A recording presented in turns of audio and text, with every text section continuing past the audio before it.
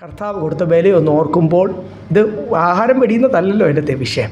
ദൈവസന്നിധിയിൽ ഒന്ന് താഴുകയും മറ്റേ കാര്യങ്ങളെല്ലാം വിട്ടിട്ട് ഒന്ന് ഏകാഗ്രതയിലിരുന്നാൽ മാത്രമേ ഒരുക്കത്തോടുകൂടി ഇരിക്കുവാൻ യഹോവയായ ദൈവം സംസാരിക്കണമെങ്കിൽ മോശയോട് എന്തുവാ പറഞ്ഞ സീനായ പർവ്വതത്തിൽ അവിടെ താഴെ നിന്ന് എനിക്ക് സംസാരിക്കാൻ പറ്റില്ല. യേശു പിതാവിനോട് സംസാരിച്ചത്, പൗലോസ് അപ്പോസ്തലൻ അവരൊക്കെ മരുഭൂമിയിലേക്ക് പോയത് എന്തിനാന്ന് നമുക്കറിയാം, ഏകാഗ്രതയ്ക്കാണ്. വിശുദ്ധിയോടുകൂടി തന്നെ ഒരുക്കി. അതുകൊണ്ടാണ് നിൻ്റെ മുറിക്കകത്തോട്ട് പോയി കാത്തവടച്ച രഹസ്യത്തിൽ നിൻ്റെ പിതാവിനോട് പ്രാർത്ഥനയെപ്പറ്റി പഠിപ്പിച്ചപ്പോൾ യേശു പഠിപ്പിച്ചതല്ലേ, അതാണ് പുതിയ നിയമ പ്രാർത്ഥന. അപ്പോൾ അങ്ങനെ ഏകാഗ്രതയിൽ ഒരുക്കത്തോടുകൂടി ഇരിക്കുമ്പോൾ മാത്രമേ കർത്താവ് ഇങ്ങോട്ട് സംസാരിക്കുന്നത് കേൾക്കുവാൻ കഴിയത്തുള്ളൂ. അതാണ് ദൈവമക്കളെ. പാസ്റ്ററിൽ കൂടെ ഒരു ആലോചന കേൾക്കുന്നതിനേക്കാൾ, വേറൊരു പ്രവാചകനിൽ കൂടെ ഒരു ആലോചന കേൾക്കുന്നതിനേക്കാൾ നേരിട്ട് ദൈവത്തിൽ നിന്ന് ആലോചന കേട്ട ഒരു വ്യക്തി ഒരു കാലത്തും മാറിപ്പോകത്തില്ല. അവരുടെ കാഴ്ചപ്പാടിൽ അവർ നിൽക്കുവാൻ, അവരുടെ വിളി അവർ വർക്കൗട്ട് ചെയ്യുവാൻ ഇടയായിത്തീരും. സ്തോത്രം. അതിനുവേണ്ടിയുള്ള ഒരുക്കം എപ്പോഴും നമുക്ക് വേണം. ഇടയ്ക്കൊന്ന് ക്ഷീണിച്ചു എന്ന് തോന്നിച്ചാൽ മൊബൈലിൻ്റെ ബാറ്ററി, ചിലർക്കൊക്കെ ഇത് വലിയ ഒരു ഒബ്സസീവായിട്ട് അല്ലെങ്കിൽ ഭയങ്കര ഇങ്ങനെ നോക്കും, ടെൻഷനാണ്, 20%, 10%, ചുമപ്പ് ലൈൻ ഓടിച്ചെന്ന് കുത്തുന്ന കാണാം. കാര്യം എന്നാ, ഇത് ഓഫായി പോകില്ല.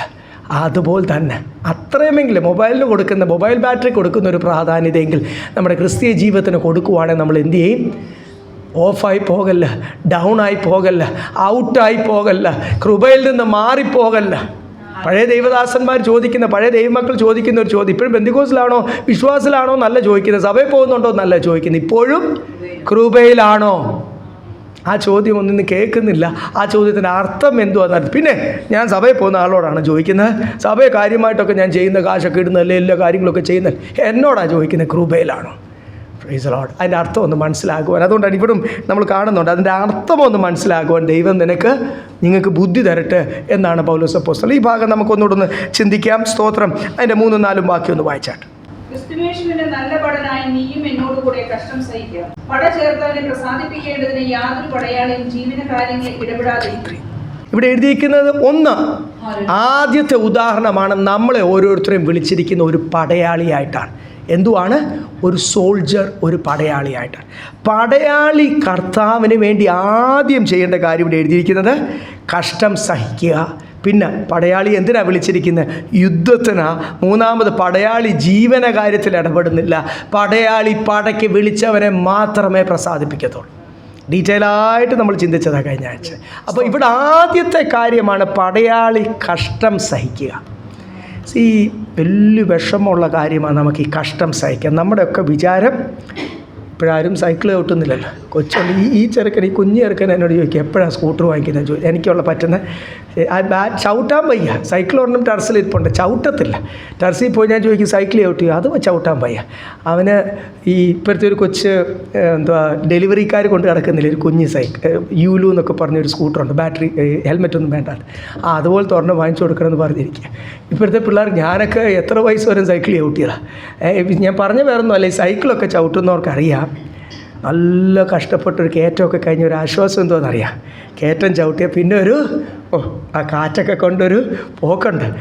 കാര്യം ഞാൻ കഷ്ടപ്പെട്ട് എന്ത് ചെയ്താ, ആൾക്കാരുടെ വിചാരം ക്രിസ്തീയ ജീവിതം എന്ന് പറയുന്നത് ഈ രക്ഷിക്കപ്പെട്ട സമയത്ത് ഈ കയറ്റം പോലെ കുറേ കഷ്ടതയൊക്കെ ഉണ്ട്. പിന്നെ അത് കഴിഞ്ഞിട്ട് ആ പദങ്ങളൊക്കെ എന്തുവാ ഉപയോഗിക്കുന്നത്? വെച്ചടി കയറ്റം, നിൻ്റെ സ്ഥിതി മാറും, നിൻ്റെ സ്വപ്നങ്ങൾ സാക്ഷാത്കരിക്കും. എപ്പോഴും ഞാൻ പറയുന്നല്ലേ, വല്ല പുതിയ ഐറ്റംസ് മാർക്കറ്റിൽ ഇറങ്ങിയിട്ടുണ്ട് എന്നെയും കൂടെ ഒന്ന് അറിയിക്കണേ.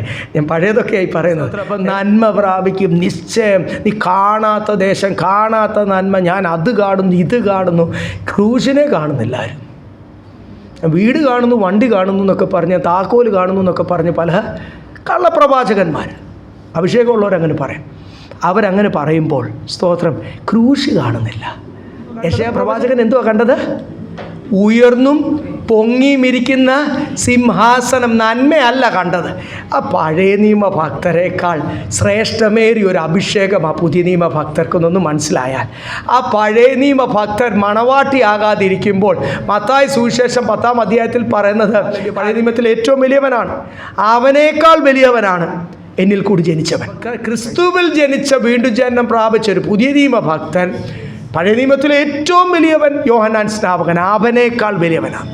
അപ്പം യേശുവിൻ്റെ മണവാട്ടിയായി തീരുവാൻ, യേശുവിൻ്റെ കൂടെ മണിയറയിൽ നിത്യം വസിക്കുവാൻ, യേശുവിൻ്റെ കൂടെ വാഴുവാൻ ഒരു ശ്രേഷ്ഠമേരെ വന്നുപോയി നിൽക്കുന്ന ഒരു അഭിഷേകമല്ല, എപ്പോഴും നിൻ്റെ ഉള്ളിൽ വസിക്കുന്ന, യെരൂശലേമിൽ വസിക്കുന്ന ഒരു ദേവാലയമല്ല, നിൻ്റെ ഹൃദയം തന്നെ ദേവാലയമാക്കി ഈ നിൻ്റെ ഒരു ആയുസ്സ് മുഴുവനും നിന്നെ സ്വർഗരാജ്യത്തിൽ ക്രിസ്തുവിൻ്റെ കൂടെ വസിക്കുവാൻ യോഗ്യനാക്കി നിന്നെ പൂർണ്ണതയിൽ പണിയുന്ന ഒരു പ്രമാണമൊന്നും അവർക്കില്ലായിരുന്നു.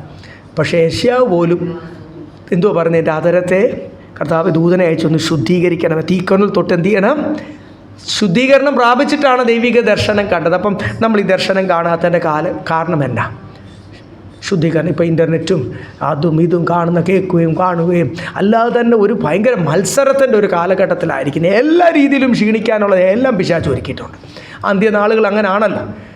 വിശ്വാസം പോലും കണ്ടെത്തുമോ എന്നാണ് ദൈവത്തിൻ്റെ വചനം പറയുന്നത്. അതിൻ്റെ മധ്യത്തിൽ ശുദ്ധീകരണം പ്രാപിക്കുക എന്നുള്ളത് ഓരോരുത്തരുടെ പേഴ്സണൽ റെസ്പോൺസിബിലിറ്റിയാണ്. ഇവിടെ ആദ്യത്തെ എക്സാമ്പിൾ ഇവിടെ എഴുതിയിരിക്കുന്ന നല്ലൊരു ഭടനായിട്ട് എന്നോടുകൂടി എന്ത് ചെയ്യുക, കഷ്ടം സഹിക്കുക. ഈ കഷ്ടത സഹിഷ്ണുതയും സിദ്ധത എന്ന് പറഞ്ഞാൽ ദൈവിക ക്യാരക്ടർ, ഗോഡ്ലി ക്യാരക്ടർ. പിന്നെ ഈ സിദ്ധതയിൽ കൂടി മാത്രമാണ് നമുക്ക് സ്വർഗീയ പ്രത്യാശ. സ്വർഗത്തിൽ എനിക്കൊരു ഭവനമുണ്ട്, ഇവിടെ താൽക്കാലിക വാസമാണ്, എത്ര വീട് പണിതാലും സ്വർഗത്തിലാണ് നിത്യവാസം. ഇവിടെ എങ്ങനെയെങ്കിലുമൊക്കെ അങ്ങ് അഡ്ജസ്റ്റ് ചെയ്ത് പോയാൽ മതി. എനിക്ക് ഈ ഹല്ലേലൂയ രാജാവിനെ പോലെ പ്രൈസ് ലോർഡ് ഒരു കിരീടത്തോടു കൂടി ഹല്ലേലൂയ നമ്മുടെ തലയിൽ കിരീടം വെക്കും, നമ്മൾ കർത്താവിനോടുകൂടി വാഴും, എന്നോടുകൂടി എൻ്റെ സിംഹാസനത്തിൽ ഇരിക്കുമെന്നുള്ള ആ സ്വർഗീയ വാഗ്ദത്തം. ഇന്ന് കേൾക്കുന്ന മുഴുവനും വാഗ്ദത്തമുണ്ട് എന്ന് പറയുന്ന പ്രവചനമാണെങ്കിലും ഉപദേശമാണെങ്കിലും എന്ന് വെച്ചാൽ ടീച്ചിങ് ആണെങ്കിലും മുഴുവനും ലോകത്തിലെ നശിച്ചു പോകുന്ന, തുരുമ്പ് പിടിച്ചു പോകുന്ന നന്മയായിരിക്കുമ്പോൾ, എന്ന് വെച്ചാൽ ജാതികൾ അന്വേഷിക്കുന്നത് മാത്രമായിരിക്കുമ്പോൾ സ്വർഗീയ പ്രത്യാശ കിട്ടുവാനാണ് ഇടയ്ക്കിടയ്ക്ക് നമ്മൾ എന്ത് ചെയ്യുന്നത്, പലവിധ കഷ്ടതയെ കൂടെ. അത് നിങ്ങൾക്കും ഉണ്ട്, എനിക്കുമുണ്ട്. ഇവിടെ ശരീരത്തിലായിരിക്കും, മനസ്സിലായിരിക്കും, എവിടെയൊക്കെ കഷ്ടത തന്ന് നമ്മളെ ഒരു താഴ്മയിൽ നിർത്തുവാനാണ്. എന്തിനാണ് നമ്മളെ എന്തിനു വേണ്ടി കൺട്രോൾസാണ് കോക്പിറ്റിൽ അല്ലേ? ഈ കോക്പിറ്റിലെ കൺട്രോൾസൊക്കെ ഒരു പൈലറ്റ് അല്ലെങ്കിൽ ഒരു എയറോനോട്ടിക്കൽ എഞ്ചിനീയറിംഗ് കഴിയുന്നവർക്ക് ചോദിച്ചു കഴിഞ്ഞാൽ അവർക്ക് അതിനെല്ലാം കൺട്രോളുണ്ട്. സബ്മറൈൻ ആണെങ്കിലും ഒരു പ്ലെയിൻ ആണെങ്കിലും ഹെലികോപ്റ്റർ ആണെങ്കിലും അത് ഉയരുവാനും അത് താഴുവാനും ഒക്കെ കൺട്രോൾസ് ഉണ്ട് അല്ലേ? സബ്മറൈനിൽ ചെയ്യുന്ന എന്തുവാ, വെള്ളമെല്ലാം കൂടെ അകത്തോട്ട് എടുക്കുമ്പോൾ അത് താഴും, വെള്ളം പുറത്തോട്ട് വിടുമ്പോൾ അത് ഉയരും. അപ്പോൾ അങ്ങനെയൊക്കെ ഓരോ കൺട്രോൾസ് എന്തിനാന്ന് ചോദിച്ചു കഴിഞ്ഞാൽ അതിനെ താഴ്ത്തുവാനും ഉയർത്തുവാനും ഒക്കെ അറിയാവുന്നവനാണ് അതിൻ്റെ കൺട്രോളിൽ ഇരിക്കുന്നത്. സ്തോത്രം. അതുകൊണ്ട് നമ്മൾ ഇടയ്ക്ക് അറിയാതെ ലോകത്തിലേക്ക് ഇറങ്ങിപ്പോയി, ഇടയ്ക്ക് അറിയാതെ എന്തൊക്കെയോ ഒരു നന്മയും ലോകത്തിൽ അല്പം ഒരു മാനവുമൊക്കെ നമുക്ക് ലഭിക്കുമ്പോൾ നമ്മളങ്ങ് ചീർത്തുപോയി. പൗലോസിൻ്റെ ഭാഷയിൽ പറഞ്ഞാൽ ഇൻഫ്ലേറ്റ് ചെയ്യുന്ന പോലെ, ബലൂൺ വീർപ്പിക്കുന്ന പോലെ ഇല്ലേ, ചീർത്തുപോയി എന്നൊരു തോന്നൽ വരുമ്പോൾ ദൈവം ആരെ കൺട്രോൾ ചെയ്യുന്നത്? ദൈവം തന്നെ കൺട്രോൾ ചെയ്ത് നമ്മൾ എന്ത് ചെയ്യും, ഒന്ന് താഴ്ത്തും. Praise the Lord. ഹല്ലേലൂയ. അതാണ് ഒരു നല്ല പടയാളിയായിട്ടൊക്കെ കഷ്ടം സഹിക്കണമെങ്കിൽ ഒത്തിരി താഴ്ന്ന ദൈവമക്കളെ. സ്തോത്രം. പടയാളിക്ക് വേറെ ഒരു ഫോക്കസുമില്ല, ഉയർച്ചയും ദേശത്ത് മാനിക്കപ്പെടണമെന്നൊന്നുമല്ല. അതുകൊണ്ട് പടയാളിയുടെ മനസ്സ്, കഴിഞ്ഞ ആഴ്ച അതൊക്കെ വ്യക്തമായി പറഞ്ഞല്ലോ, ഒരു സിവിലിയൻ്റെ മനസ്സും ഒരു പടയാളിയുടെ മനസ്സും കംപ്ലീറ്റ്ലി വേറെയാണ്. They are train for that.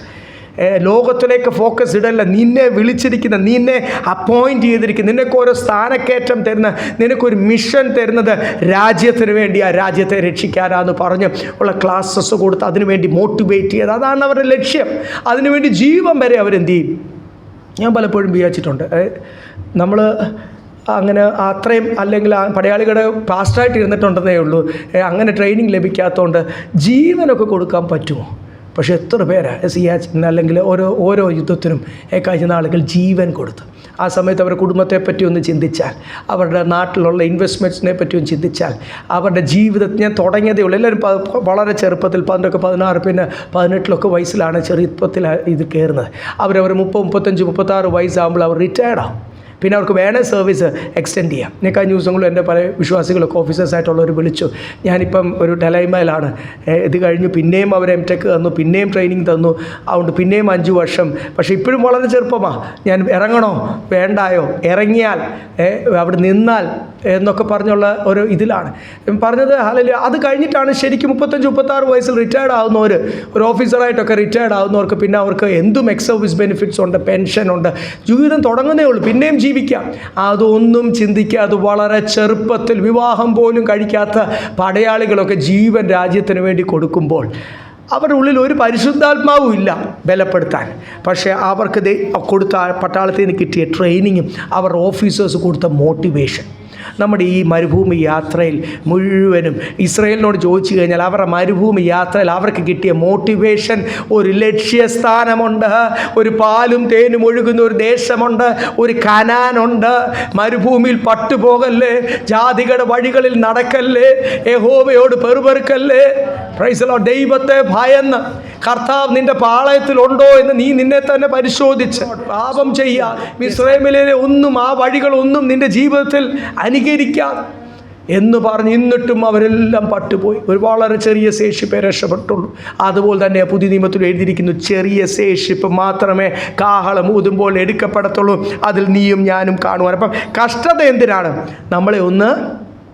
നമ്മളൊക്കെ വളരെ ഒരുങ്ങി നടന്നവരായിരിക്കും, നമ്മളൊക്കെ വളരെ ലോകത്തിലെ വർത്തമാനം സംസാരിച്ച് നടന്നവരായിരിക്കും, നമ്മളൊക്കെ ലോകത്തിൻ്റെ പണവും അല്ലെങ്കിൽ ലോകത്തിൻ്റെ പല ആഗ്രഹങ്ങൾ മനസ്സിൽ കയറി ഭയങ്കരമായിട്ട് എനിക്ക് ഒത്തിരി പ്ലാനുകളുണ്ട്. ചിലർ പറയും എൻ്റെ കരിയർ ഫോക്കസ്, എനിക്ക് ഇന്നതാകണം ജീവിതത്തിൽ, എനിക്ക് ഒത്തിരി ആഗ്രഹമുണ്ട്. ഇവിടെ ഇരിക്കുന്നവരൊക്കെ ചിലർ എന്നോട് പറഞ്ഞിട്ടുണ്ട് അവരുടെ ആഗ്രഹം.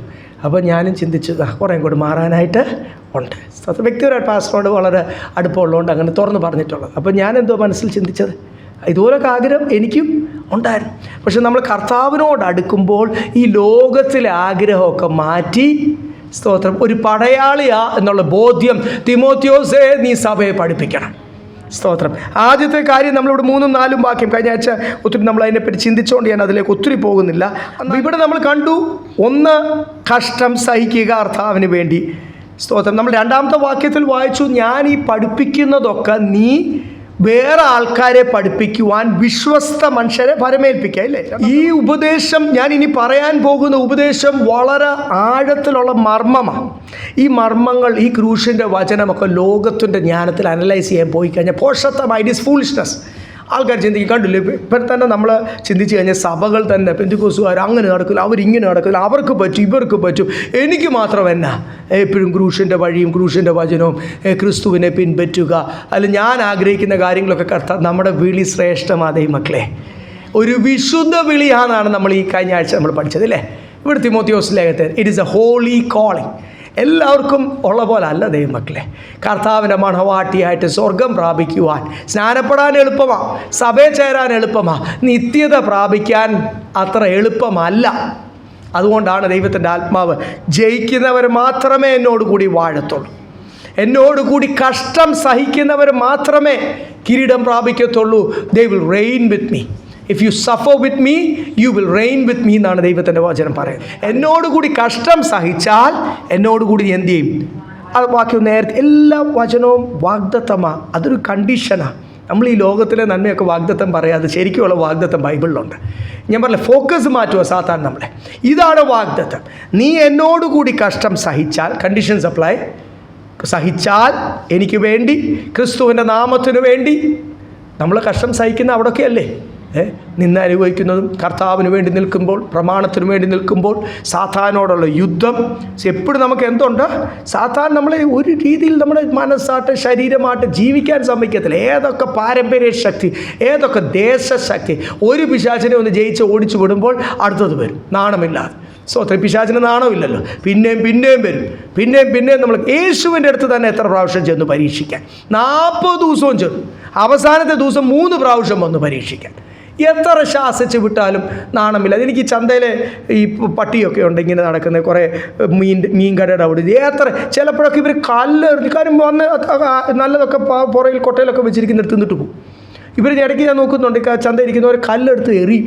അപ്പം കേവൂന്ന് വന്ന് അരിച്ചിട്ട് ഒരു പോക്കും, എന്നിട്ട് ഒരു റൗണ്ട് എടുത്തിട്ട് ചന്തയുടെ ഒരു റൗണ്ട് എടുത്തിട്ട് പിന്നെയും അവിടെ വന്ന് വാലുവാട്ടി നിൽക്കുന്നതാണ്. അതാണ് സാത്താൻ്റെ സ്വഭാവം. അതിനേക്കാൾ നാണം കെട്ടവനാണ്.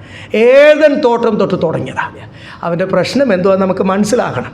അത്യാവശ്യം കൗൺസിലിങ്ങിലൊക്കെ അല്ലെങ്കിൽ സൈക്കോളജിയിലൊക്കെ നിൽക്കുമ്പോൾ പഠിപ്പിക്കുന്നവർക്കും ഒന്നുമില്ല, പ്രായമുള്ളവർക്ക് എല്ലാവർക്കും അറിയാം. അവൻ്റെ പ്രശ്നം വേറെ ഒന്നുമല്ല.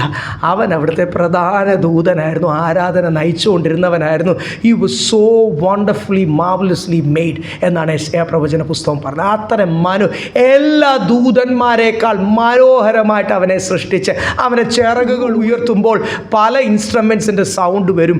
ഇത്രയും മനോഹരമായിട്ട് ദൈവം ഒരു സ്വർഗീയ സൃഷ്ടിയെ സൃഷ്ടിച്ചിട്ടില്ല എന്ന് ബൈബിൾ തന്നെ പറയും. ഇവനെ അടിച്ചെന്ത് ചെയ്തു കർത്താവ്? അവൻ്റെ അഹങ്കാരം കൂടിയിട്ട് സ്വർഗത്തിൽ ഇത്രയോ ഉയർന്ന സ്ഥാനം കിട്ടിയപ്പോൾ ദൈവത്തിൻ്റെ സിംഹാസനത്തേക്കാൾ അവൻ്റെ അഹങ്കാരം മനുഷ്യൻ്റെ ജീവിതത്തിൽ ഉണ്ടാക്കുന്ന നാശമാണ് നമ്മളവിടെ കാണുന്നത്. അടിച്ച് അവനെയും അവൻ്റെ കൂടെ. അപ്പോഴത്തേക്ക് ഈ ഗ്രൂപ്പിസം എപ്പോഴും ഉണ്ടല്ലോ. ഒരാളെ ശിക്ഷിക്കുമ്പോൾ, ഒരാളുടെ ഡിസിപ്ലിൻ്റെ ആക്ഷൻ എടുക്കുമ്പോൾ കുറേ ദൂതന്മാർ പറഞ്ഞു. അവരെന്ത് ചെയ്തു? ഈ ലൂസിഫറിൻ്റെ സൈഡിൽ നിന്ന് അവരെ മടിച്ച് താഴെ വിട്ടു. ബൈബിളിൽ നമ്മൾ പിന്നെ കാണുന്നുണ്ട് വീണ ദൂതന്മാർ, ദ ഫോളൻ ഏഞ്ചൽസ്. അപ്പം സാത്താനെ, ദ ഡെവിൾ, ലൂസിഫർ, അല്ലെങ്കിൽ എന്ത് പേരിലും അവനെ സൈറ്റൻ എന്നൊക്കെ വിളിച്ചു. അല്ലെങ്കിൽ അവൻ്റെ കൂടെ കുറേ ദൂതന്മാരും ഉണ്ട്. അവരെല്ലാം കൂടാണ് ഇപ്പം ഓരോ ദേശശക്തിയായിട്ടും ഓരോ പേരിൽ വന്നിട്ട് എല്ലാം ഒറ്റ സാധനമാണ്, പല പേരിൽ അറിയപ്പെടുന്നു എന്നേ ഉള്ളൂ. ഒരു രീതി നമ്മളെ ജീവിക്കാൻ അനുവദിക്കത്തില്ല. അതുകൊണ്ട് നമ്മളെ ഓരോരുത്തരെയും കർത്താവ് പടയാളിയായിട്ട് കർത്താവ് അങ്ങ് ട്രെയിൻ ചെയ്തിരിക്കുക. You have a battle. പടയാളിയുടെ ആദ്യത്തെ എഴുന്നേൽക്കുമ്പോൾ എന്തുവാ അവരെ ഒന്നുകൂടെ ഓർപ്പിക്കുന്നത്? ഞാൻ സാധാരണക്കാരനല്ല, ഞാനൊരു പടയാളിയാണ്. I have a battle. എൻ്റെ യുദ്ധം ജഡരക്തങ്ങളോടല്ല, മനുഷ്യരോടല്ല, അയൽവക്കക്കാരോടല്ല എന്നൊന്നുകൂടെ പറയുവാൻ എന്തുകൊണ്ടൊക്കെ അങ്ങനെ ആക്കി തീർക്കുക പല ആൾക്കാരുടെ ജീവിതത്തിൽ. അല്ലെങ്കിൽ ഏറ്റവും കൂടുതൽ നമ്മളെ സ്നേഹിക്കേണ്ടത് ആരെയാണ്? അയൽവക്കക്കാരെയാണ്. അപ്പോൾ അയൽവക്കക്കാരോടല്ല, നമ്മളോട് ദോഷം ചെയ്യുന്നവരോടല്ല നമ്മുടെ യുദ്ധം സാത്താനോട്. സാത്താൻ ഇവരെയൊക്കെ ഉപയോഗിക്കും നമ്മളെ ഡിസ്റ്റർബ് ചെയ്യുവാൻ. ഓക്കെ, പടയാളിയാണ്. അടുത്തത് നമ്മൾ കഴിഞ്ഞ ആഴ്ച സങ്കീർത്തനത്തിൽ മനോഹരമായ ഒരു വാക്യം വായിച്ചു. കഴിഞ്ഞ ആഴ്ച വരാത്തവർക്ക് വേണ്ടി ഞാൻ ഒന്ന് റിപ്പീറ്റ് ചെയ്യുന്നു. യഹോവയായ ദൈവം 144 സങ്കീർത്തനം അതിൻ്റെ 1-ാമത്തെ വാക്യം, 144:1. എന്റെ പാറയാകുന്ന യഹോവ വാഴ്ത്തപ്പെട്ടവൻ. അവൻ യുദ്ധത്തിന് എന്റെ കൈകളെയും പോരിന് എന്റെ വിരലുകളെയും അഭ്യസിപ്പിക്കുന്നു. എൻ്റെ ദൈവം യുദ്ധത്തിനാണ് എന്നെ അഭ്യസിപ്പിക്കുന്നത്. ലോകത്തിൽ വലിയവനാക്കി അങ്ങ് മാനിക്കപ്പെടുവാനൊന്നും അല്ല. ലോകത്തിൻ്റെ കൂട്ട് പട്ടണവാതിക്കൽ ഇരുന്ന് കുടുംബം മുഴുവൻ നശിച്ചു പോകാനല്ല. തലമുറ ചെയ്ത പാപം നിങ്ങൾക്കറിയാമല്ലോ. അതുകൊണ്ട് അതിനൊന്നും ആഗ്രഹിക്കേണ്ട, അതിനൊന്നും ശ്രമിക്കുകയും വേണ്ട. നിന്നെ ദൈവം ട്രെയിൻ ചെയ്യുന്നത് ഇവിടെ പരിശുദ്ധാത്മാവിൽ എഴുതിയിരിക്കുന്നു. For war he trains my hands, he trains my fingers, he equips my hands. ആ എക്യുപ്പ് എന്നുള്ള പദം യുദ്ധത്തിനായിട്ട് എന്നെ സജ്ജമാക്കുന്നു. He makes me ready. മനസ്സും ശരീരവും ഒരു ധൈര്യമില്ലാത്ത ഒരു ഭീരുവിന് യുദ്ധം ജയിക്കുവാൻ കഴിയത്തില്ല. ദൈവത്തിൻ്റെ പല പേരുകൾ നമ്മൾ ബൈബിളിൽ കാണുന്നു പര്യായ പദങ്ങളായിട്ട്. അതിൽ ഏറ്റവും നമ്മൾ പഴയ നിയമത്തിലെല്ലാം എടുത്തെടുത്ത് കാണുന്നതാണ് സൈന്യങ്ങളുടെ ദൈവമായ യഹോവ. He's A Lord of armies, he's A Lord of host. ഇല്ലേ, സൈന്യങ്ങളുടെ ദൈവം, പടയാളികളുടെ ദൈവമാണ്. പെന്തിക്കോസുകാരുടെ ദൈവം അല്ല അവിടെ എഴുതിയിരിക്കുന്ന. ഇന്ന സഭക്കാരുടെ ദൈവം നല്ല, സ്നാനപ്പെട്ടവരുടെ ദൈവം നല്ല. സൈന്യം എന്ന് പറഞ്ഞാൽ എന്തുവാ? A group of soldiers. അതല്ലേ ഒരു ആർമി ഉണ്ടാകുന്നത്? എങ്ങനെയാ? It's a battalion of soldiers. പടയാളികളുടെ ദൈവമാണ്, സൈന്യങ്ങളുടെ ദൈവമാണ്. അപ്പോൾ ഇവിടെ ഈ ദേശത്ത് സ്റ്റേഡിയം അല്ലെങ്കിൽ പട്ടണത്തിൻ്റെ മധ്യത്തിൽ നമ്മളെ ആക്കിയിരിക്കുന്നത് ഒരു ആർമി ആയിട്ടാണെങ്കിൽ നമ്മൾ ഓരോരുത്തരും എന്തുവാ? സാധാ വിശ്വാസികളല്ലേ? പക്ഷേ ഞങ്ങളിങ്ങനെ പ്രാർത്ഥിച്ച് കൃപയിലൊക്കെ ഒരു പരുവത്തിനൊക്കെ അങ്ങ് പോകുന്നു. സ്തോത്രം. ഞങ്ങളെ പിടിച്ച് പുറയുന്ന തെള്ളി പടയാളിയൊന്നും ആക്കല്ലേ, നിത്യത പ്രാപിക്കത്തില്ല ദൈവമക്കളെ എന്ന് തിമോത്തിയോസേ നീ സഭയെ ഓർപ്പിക്കണം എന്നല്ലേ നമ്മളിവിടെ കണ്ടിട്ട്. ഇത് പഠിപ്പിക്കുവാൻ നീ വിശ്വസ്ത മനുഷ്യരെ എന്ത് ചെയ്യണം? അയ്യോ, അതിൻ്റെ അകത്തും അപ്പോൾ എന്ത് ചെയ്യണം? എല്ലാവരെയും പഠിപ്പിച്ചാൽ പറ്റത്തില്ല, എല്ലാവർക്കും മനസ്സിലാകത്തില്ല. നീ ഇത് വിശ്വസ്ത മനുഷ്യരെ, faithful people, entrust this to faithful people who are able to teach. സ്തോത്രം. മറ്റുള്ളവരെ പഠിപ്പിക്കുവാൻ വിശ്വസ്ത മനുഷ്യരെ നീ എന്ത് ചെയ്യണം? പരമേൽപ്പിക്കണം. ഇനി അടുത്തൊരു എക്സാമ്പിൾ, ഒരു പടയാളിയായിട്ട് നമ്മൾ കണ്ടു. പടയാളി പടയ്ക്ക് വിളിച്ചവനെ പ്രസാദിപ്പിക്കത്തുള്ളൂ. യോഹന്നാൻ സുവിശേഷം നമ്മൾ വായിച്ചില്ലേ? ഈ ലോകത്തെയോ ലോകത്തിലുള്ളതിനെയോ പ്രസാദിപ്പിച്ചാൽ ദൈവത്തിൻ്റെ സ്നേഹം നിന്നിൽ. നമ്മൾ ആരെ മാത്രമേ ലോകത്തെയോ പ്രസാദിപ്പിച്ചാൽ പിതാവിൻ്റെ സ്നേഹം നിന്നിൽ. പിന്നെ ആരെയാണ് പ്രസാദിപ്പിക്കേണ്ടത്? Please the one who called you. നിന്നെ പടയ്ക്ക് വിളിച്ചവനെ മാത്രം പ്രസാദിപ്പിക്കുക. ഇനി അടുത്ത വാക്യം, 5-ാമത്തെ വാക്യം. ഒരുത്തൻ മല്ല് കെട്ടിയാലും ചട്ടപ്രകാരം പൊരുതായികയും കിരീടം പ്രാപിക്കുകയും. ഇനി അടുത്തതാണ് ബൈബിളിൻ്റെ അകത്ത് നമ്മൾ കാണുന്ന കിരീടം പ്രാപിക്കണം. വാഴാനാണ് വിളിച്ചത്. ഈ സ്വർഗത്തിൽ പോകണം എന്നുള്ള വെളിപ്പാട് പുസ്തകം വായിക്കുമ്പോഴാണ് നമുക്കതൊക്കെ ആ ഭാഗങ്ങളൊക്കെ കിട്ടുന്നത്. കിരീടം പ്രാപിക്കണം ഇല്ലേ? നിത്യത പ്രാപിക്കുക എന്ന് പറയുന്നത്, നീ എന്നോടുകൂടി വാഴും, ഞാൻ നിന്നെ സിംഹാസനത്തിലിരുത്തും, ഐ വിൽ ക്രൗൺ യു. കിരീടം പ്രാപിക്കും. സ്തോത്രം. നമ്മൾ ന്യായവിധി പുസ്തകത്തിൽ നമ്മുടെ പ്രവൃത്തിയുടെ പുസ്തകം നോക്കി ജീവൻ്റെ പുസ്തകത്തിൽ പേരുമുണ്ടെങ്കിൽ നമ്മൾ കർത്താവ് എന്ത് ചെയ്യും? He will crown us with the crown of glory. ബൈബിളിൽ നമ്മൾ കാണുന്നു. അപ്പോൾ നീ കിരീടം പ്രാപിക്കും എന്ന് നമ്മൾ വീണ്ടും വീണ്ടും കാണുന്നു. ന്യായവിധിയെപ്പറ്റി എഴുതിയിരിക്കുന്ന വെളിപ്പാട് പുസ്തകം പഠിച്ചപ്പോൾ നമ്മളതെല്ലാം ഡീറ്റെയിൽ ആയിട്ട് ചിന്തിച്ചതാണ്. അപ്പോൾ ഇവിടും എഴുതിയിരിക്കുന്നു കിരീടം പ്രാപിക്കണമെങ്കിൽ ഈ മല്ല് എന്ന് മാത്രം അവിടെ എഴുതിയേക്കുന്ന, ഇംഗ്ലീഷിൽ എഴുതിയേക്കുന്ന if you compete as an athlete എന്നാണ് എഴുതിയിരിക്കുന്നത്, അക്കോർഡിംഗ് ടു റൂൾസ് എന്നാണ് എഴുതിയിരിക്കുന്നത്. അപ്പോൾ ഒരു ഓട്ടക്കാരൻ, അതിന് എന്ത് സ്പോർട്സ് ആണെങ്കിലും, അതിന് ഇവിടെ എഴുതിയിരിക്കുന്ന പോലെ എന്ത് കോമ്പറ്റീഷൻ ആണെങ്കിലും, അതിനി ഒരു ഗുസ്തി കോമ്പറ്റീഷൻ പോലുള്ള മല്ലാണെങ്കിൽ പോലും, സ്തോത്രം, അത് എന്ത് കോമ്പറ്റീഷൻ ആണെങ്കിലും അതിനെല്ലാം എന്തുണ്ട്? റൂൾസ് ഉണ്ട് ഇല്ലേ? സ്ട്രിക്റ്റ് റൂൾസ് ഉണ്ട്. ക്രിസ്തീയ ജീവിതം എന്ന് പറയുന്ന ഒരു പ്രമാണമില്ലാത്ത ജീവിതമല്ല. പഴയ നിയമത്തിൽ ഒട്ടനെ കല്ലെറിഞ്ഞ് കൊല്ലുമായിരുന്നു. ക്രിസ്ത്യ പുതിയ നിയമത്തിലായതുകൊണ്ട് എത്ര നല്ലതാണ്. പഴയ നിയമത്തിൽ വ്യഭിചാരം ചെയ്താലേ ഉള്ളൂ കല്ലെറിഞ്ഞ് കൊല്ലുന്നത്. ഇവിടെ ചിന്തിച്ചാൽ പോലും എന്ത് ചെയ്യും? പാപമാണ്, ചെയ്ത പോലെ. സ്തോത്രം. അപ്പം ഏതാണ് കൂടുതൽ സ്ട്രിക്റ്റ്? പിന്നെ നമ്മൾ ഉടനെ തള്ളിക്കളയാത്തത്, ഇതിൻ്റെ ഇടയ്ക്ക് യേശു സാംസന് ഒരു ചാൻസ് കൊടുക്കുക, അവൻ നന്നാവും, അവൻ ശരിയാകുമെന്ന് പറഞ്ഞ് എൻ്റെയും നിങ്ങളുടെയും പേര് പറഞ്ഞ് എൻ്റെ യേശു എനിക്ക് വേണ്ടി നിങ്ങൾക്ക് വേണ്ടി മധ്യസ്ഥത വഹിക്കുന്നതുകൊണ്ട് ആ കർത്താവിനെ വേദനിപ്പിക്കല്ലേ, ആ കർത്താവിനെ വീണ്ടും ക്രൂശിക്കുന്ന അനുഭവം നമ്മുടെ ജീവിതത്തിൽ ഉണ്ടാകല്ലേ. സ്തോത്രം. അപ്പം ഇതൊരു സ്ട്രിക്റ്റ് പ്രമാണമാണ് ഇവിടെ എഴുതിയിരിക്കുന്നത്.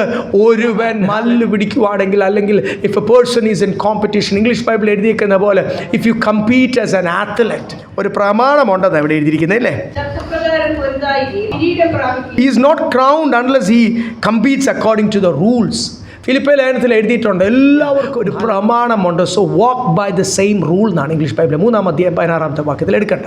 ഫിലിപ്പിയ ലേഖനത്തിൽ എഴുതിയിട്ടുണ്ട്. അപ്പം പുതിയ നിയമത്തിലും പഴയ നിയമത്തിലും എല്ലാം നമ്മൾ പ്രമാണം കാണുന്നു. പ്രമാണം പ്രത്യേകിച്ച് പുതിയ നിയമത്തിൽ നമുക്കെല്ലാം ഒന്നാണ്. വിളിക്ക് വ്യത്യാസമുണ്ടെങ്കിലും പ്രമാണപ്രകാരം മുൻപോട്ട് പോയാൽ മാത്രമേ. ഈ എരിവ് കൂടിയിട്ട് ചിലർ പ്രമാണം പോകുന്ന കാണാം, ഈ ക്ഷീണം വന്നിട്ട് ചിലർ പ്രമാണം പോകുന്ന കാണാം. ഇത് രണ്ടും വേണ്ട. ആത്മാവിൽ നടത്തപ്പെടുന്നവരാണ് ദൈവത്തിൻ്റെ മക്കൾ. ഇവിടെ ഞാൻ പറഞ്ഞല്ലോ, ഒരു ഓട്ടക്കാരൻ, ഒരു സ്പോർട്സ്, ഏത് സ്പോർട്സ് എടുത്ത് നോക്കിയാൽ, നിങ്ങളൊക്കെ ഓരോ കോമ്പറ്റീഷന് പോയിട്ടില്ല, അതിന് ഏത് കോമ്പറ്റീഷൻ, ഇവിടെ കുഞ്ഞുങ്ങളൊക്കെ പലപ്പോഴും ഒത്തിരി നമ്മുടെ കുഞ്ഞുങ്ങളൊക്കെ പല കൾച്ചറൽ കോമ്പറ്റീഷൻസ്, എക്സ്ട്രാ കരിക്കുലർ ആക്ടിവിറ്റീസിനും കോമ്പറ്റീഷനും ഒക്കെ പ്രൈസ് വാങ്ങിക്കുന്നവരുണ്ട്. സ്പോർട്സിന് പ്രൈസ് വാങ്ങിക്കുന്നവർ കാണും. ഞാനൊക്കെ ഓർക്കുന്നു, എന്നെയൊക്കെ കോച്ച് ചെയ്തൊക്കെ ഡൂൺ സ്കൂളിലെയും വലിയ അവരെ പ്രത്യേകിച്ച് ചില വർഷത്തേക്ക് 5 വർഷത്തേക്കൊക്കെ ഇങ്ങോട്ട് ഡെപ്യൂട്ടേഷനിൽ എടുത്തിട്ട് അങ്ങനെ കോച്ച് ചെയ്ത് ഞങ്ങളെ വിട്ട് അങ്ങനെയൊക്കെ സമയങ്ങൾ ഞാൻ ഓർക്കുന്നു. നല്ല കോച്ചുകളാണ്. അതുകൊണ്ട് അവരൊന്നും ഇങ്ങനെ സ്റ്റോപ്പ് വാച്ച് നോക്കി ഞെക്കിയിരിക്കും. അവർ പറയുന്നത് ഈ ഏഷ്യൻ ടൈം പോലും അല്ല പറയുന്നത്. ഞങ്ങൾ ഓടുമ്പോഴും ചാടുമ്പോഴും ഒക്കെ അവർ പറയുന്നത് ഒളിമ്പിക്സിൻ്റെ ടൈമാണ്. അത് വെച്ചിട്ട് കമ്പീറ്റ് ചെയ്തിട്ടാണ് പോരാന്ന് പറയുന്നത്. അവർ ഒളിമ്പിക്സിലുള്ളവർക്ക് ട്രെയിനിങ് കിട്ടുന്നത് എന്തോ, നമ്മളിവിടെ വീട്ടിൽ നിന്ന് അതിനുള്ള ഒന്നും കഴിക്കാതാണ്. സാധാരണ ബ്രേക്ക്ഫാസ്റ്റ് പോലും ചില സമയത്ത് എന്തെങ്കിലും ലൈറ്റായിട്ട് കഴിച്ചിട്ട് പോയിട്ടാണ് ഈ PT-യിൽ അല്ലെങ്കിൽ ഈ ട്രെയിനിങ്ങിൽ നമ്മൾ ഇത്രയും നല്ല ട്രെയിനേഴ്സ് ആണെങ്കിൽ എന്ത് ചെയ്യുമെന്നറിയാം, ഒരു വിട്ടുവീഴ്ചയും കൂടാതെ. അതിൻ്റെ അകത്ത് പലപ്പോഴും ഈ ഓട്ടത്തിൽ ക്ഷീണം കൂടിയും സ്പീഡ് കൂടിയും വെപ്രാളം വന്നും ഒക്കെ ട്രാക്ക് വിട്ടു പോകുന്ന അവസ്ഥകൾ നമുക്കറിയാം. അതിൻ്റെ അകത്ത് ഈ ലോങ് ജമ്പും ഹൈ ജമ്പും ഒക്കെ അവിടെ ഈ അവസാനം നമ്മൾ ഈ ഭയങ്കരമായിട്ട് ചാടും, എന്നിട്ട് കൈ പുറമോട്ട് കുത്തും. സ്ഥിരം എല്ലാവരും ചെയ്യുന്ന പരിപാടി. അതുകൊണ്ട് നമ്മളോടൊക്കെ പ്രത്യേകം പറയും, മുമ്പോട്ട് ആഞ്ഞോണം, മുമ്പോട്ട് അങ്ങ് വീണോണം, കയ്യോ മുഖമോ ഫ്രണ്ടിലോട്ടേ കുത്താവും. കാര്യം ഏറ്റവും ലാസ്റ്റ് പോയിൻ്റാണ് അവർ അളക്കുന്നത്. ഹൈ ജമ്പ് ആണെങ്കിൽ അതിൻ്റെ ആ പൈപ്പ് ഇങ്ങനെ വൈബ്രേറ്റ് ചെയ്ത് നിൽക്കുന്ന, നമ്മളിങ്ങനെ ചാടുന്ന കാറ്റടിച്ചാൽ മതി, ഇങ്ങനെ ചാടാൻ നിൽക്കുന്ന ഒരു പൈപ്പാണ്. അതിൻ്റെ എന്തെങ്കിലും ഒരു കാറ്റടിച്ച് കഴിഞ്ഞാൽ ആ സാധനം താഴെ വീണാൽ നമ്മൾ എന്ത് ചെയ്യും? റൂൾസ് ഉണ്ട്. ഞാൻ ഈ ഭാഗമൊക്കെ ഇന്നലെ ഓർത്തപ്പോൾ, ഞാൻ ആദ്യം നമുക്കറിയത്തില്ലല്ലോ, ചെറിയ പ്രായത്തിലൊക്കെ നമ്മൾ ഇച്ചിരി ഒരു ഹൈസ്കൂളിലാവുമ്പോഴാണല്ലോ നമ്മൾ ഈ ഓരോന്നിനും കോച്ച് ചെയ്യുന്നത്.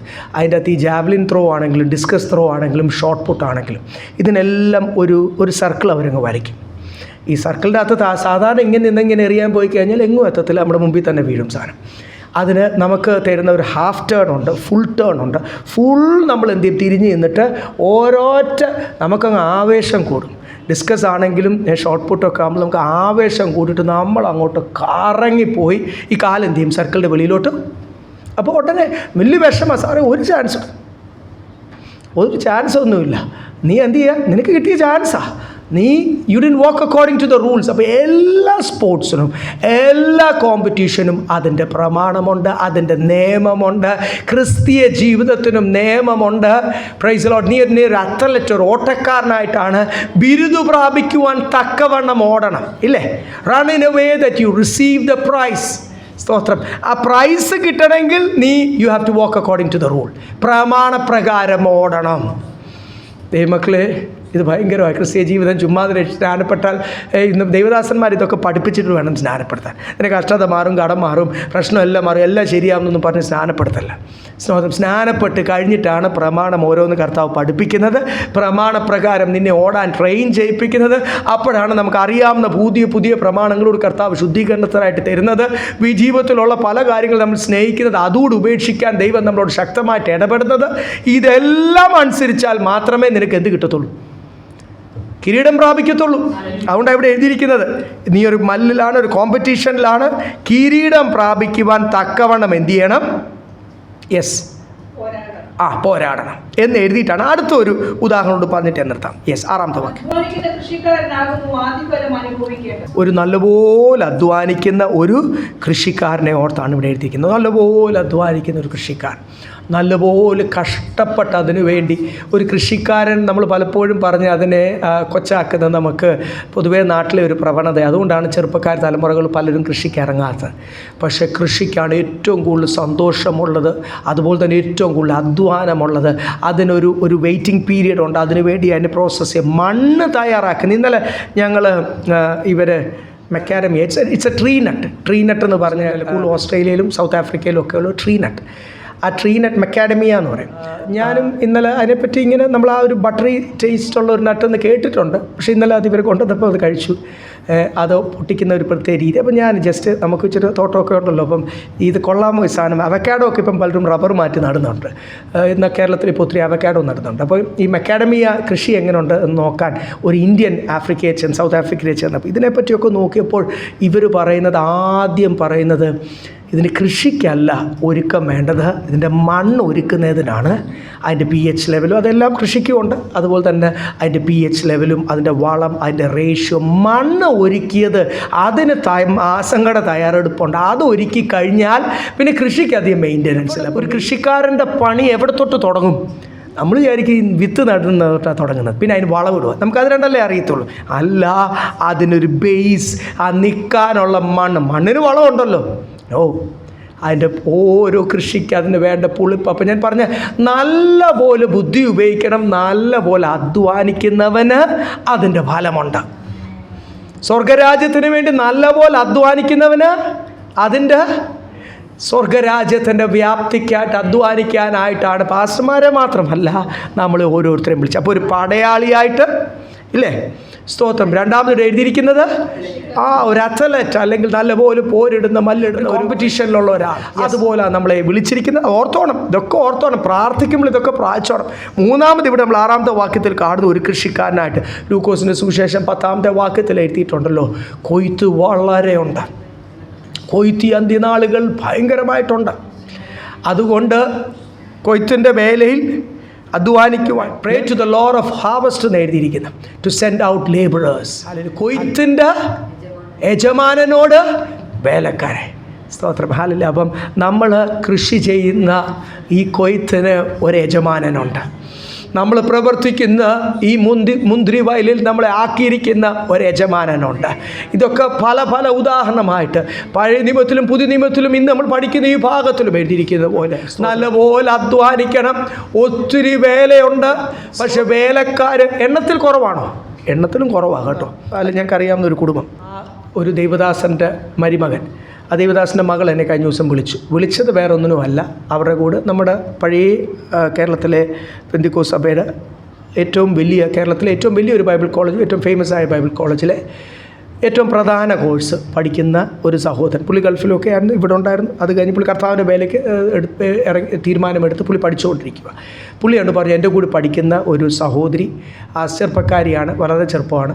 ആ സഹോദരി മിസോറത്തിൽ ക്രിസ്ത്യാനികളുടെ എതിരെ പ്രതികൂലമൊക്കെ വന്നതിന് അവർ വേറെ എവിടെയാണ് റെഫ്യൂജിയായിട്ട് താമസിക്കുക. അവർ അപ്പൻ മരിച്ചു പോയതിന് പെട്ടെന്ന് കാശൊന്നുമില്ല, ബൈബിൾ കോളേജ് എല്ലാം കൂടി കാശിട്ട് ഫ്ലൈറ്റിൽ വിട്ട് തിരിച്ചു വരുന്ന വഴിക്ക് പുള്ളിക്കാരത്തി എറണാകുളം വരും, പിന്നെ അങ്ങോട്ട് ഇപ്പോൾ തിരുവല്ലയിൽ എത്തണം, അല്ലെങ്കിൽ തിരുവാങ്കൂർ എത്തണം. അപ്പം അതിന് ഇതില്ല, അതുകൊണ്ട് ഒന്ന് കളക്ട് ചെയ്യാമോ പാസ്റ്റർ? അപ്പോൾ ഞാൻ സോഫിയ അതിന് വേണ്ടി ഒരുങ്ങി.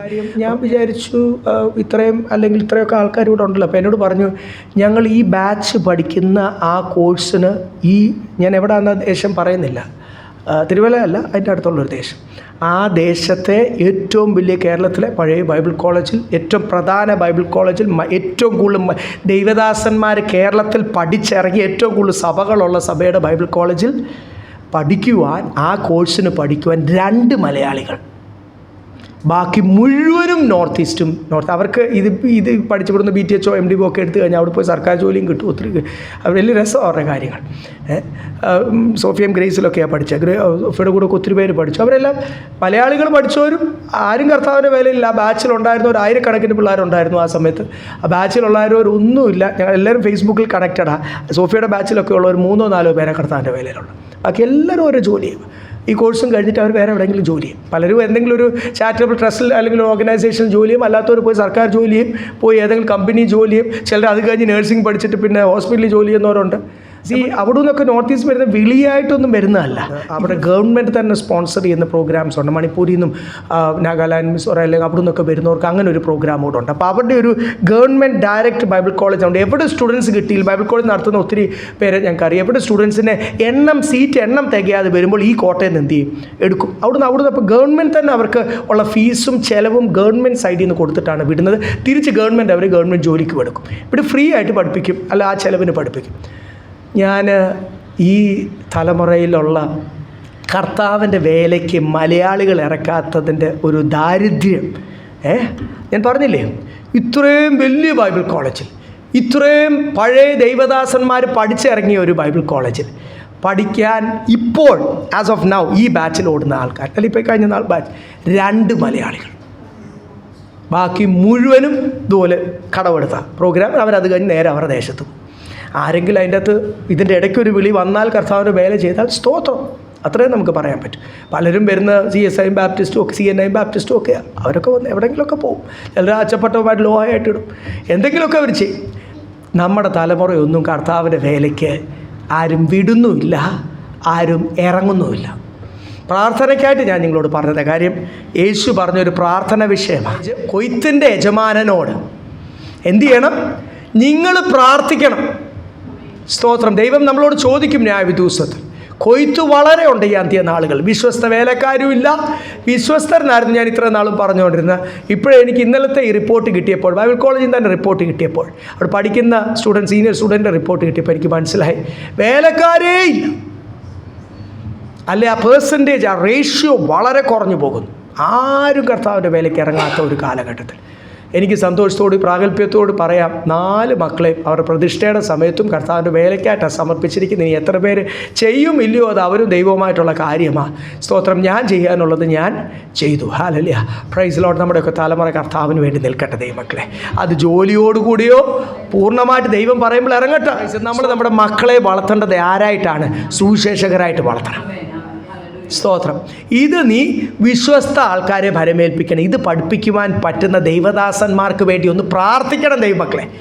ഈ സ്കാൻഡിനേവിയൻ രാജ്യങ്ങളും എത്തിസ്റ്റിൻ്റെ രാജ്യങ്ങളും ദൈവമില്ലാത്ത എവിടെയെങ്കിലും മരുഭൂമിയിൽ നിന്നെ മഞ്ഞ് സ്ഥലത്ത് കൊടുക്കും, നിന്നെ മാറ്റുന്ന കള്ളപ്രവചനവും ഒക്കെ മാറ്റി അങ്ങനത്തെ പ്രവാചകന്മാരോടൊക്കെ ദൈവം ഇടപെടട്ടെ ശക്തമായിട്ട്. കള്ളപ്രവചനം പറയുന്ന ദൈവദാസന്മാർ അന്റാർട്ടിക്കയിലും ദൈവം അയക്കട്ടെ, അലാസ്കയിലും ദൈവം അയക്കട്ടെ. അവിടെയൊക്കെ മലയാളികളുണ്ട്. അലാസ്കയിലൊക്കെ മലയാളി അവരുടെ മക്കൾ അവരുടെ ഭവനത്തിൽ ബൈബിൾ ക്ലാസ് നടക്കുന്ന മലയാളി കുടുംബങ്ങളെ ഞങ്ങൾക്ക് വ്യക്തിപരമായിട്ട് അറിയാം. അവിടെയൊക്കെ ദൈവമക്കളുണ്ട്, അവിടെയൊക്കെ മലയാളികളുണ്ട്. അവിടെ ഏത് മൂലയ്ക്കും കർത്താവ് അയക്കട്ടെ.